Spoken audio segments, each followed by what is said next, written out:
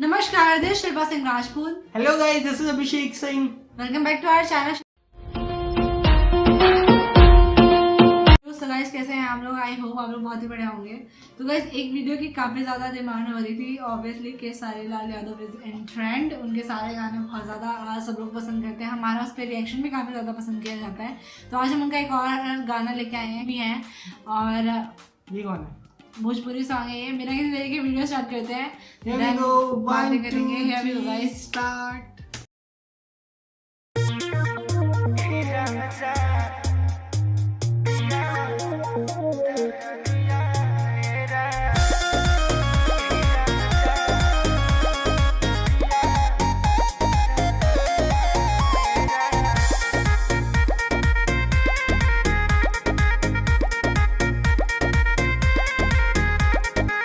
कदेला कौची ना हमारा बुझाता, भोरे से काहे तू पजरिया पिराता।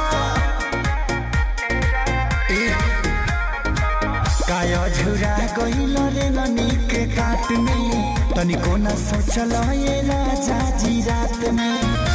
चली दी हलकास के बरदिया ए राजा, बरदिया ए राजा, उठे दरदिया ए राजा, दरदिया ए राजा, उठे दरदिया ए राजा।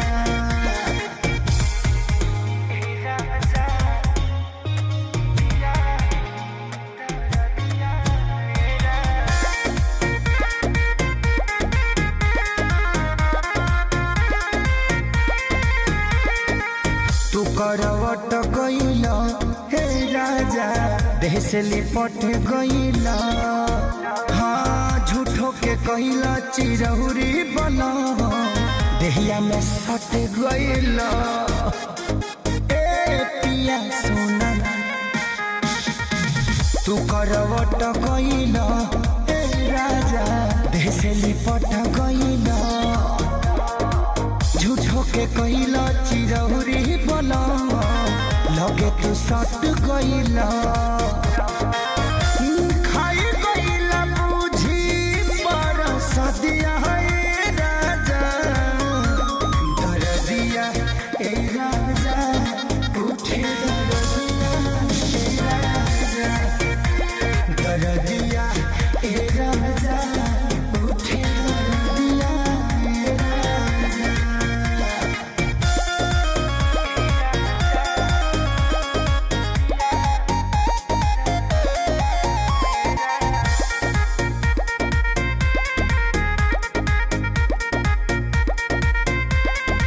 भैल बेहारा बलम हे पिया, कैल न दारा बलम। हाँ कसले लकोरा में निरदैया, सुन खेसारी सरगम। ए पिया भैल बेहारा बलम हे पिया, कैल न दारा बलम। कसले लकोरावा में निरदैया, सुन खेसारी सरगम। हाँ असर न करहता हरदिया ए राजा, दरदिया ए राजा, उठे दरदिया ए राजा, दरदिया ए राजा, उठे दरदिया ए राजा।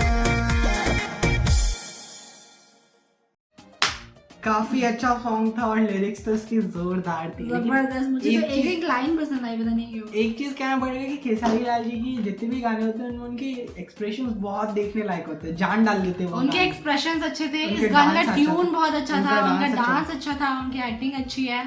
ऑब्वियसली उनकी कोई लाइन नहीं थी। ऑब्वियसली वो उनके मतलब केसारी लाल के बिहाफ में नहीं, अपने ही बिहाफ में फीमेल वर्जन था ना इसमें? नहीं, कहाँ था? बस लड़का ही गा रहा था क्या? लड़का ही गा रहा था, पर वो लिपसिंग लड़की कर रही थी। गा के सारी सी रहती है लिपसिंग।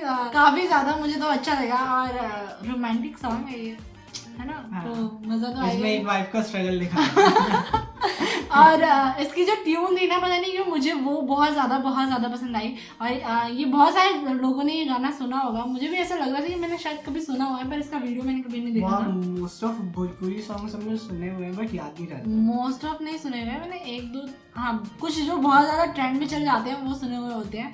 और ये तो काफ़ी ज़्यादा मज़ा आया, और इसका पूरा गाना ही एंटरटेनिंग था, मुझे 1 मिनट के लिए भी बोर फील नहीं हुआ।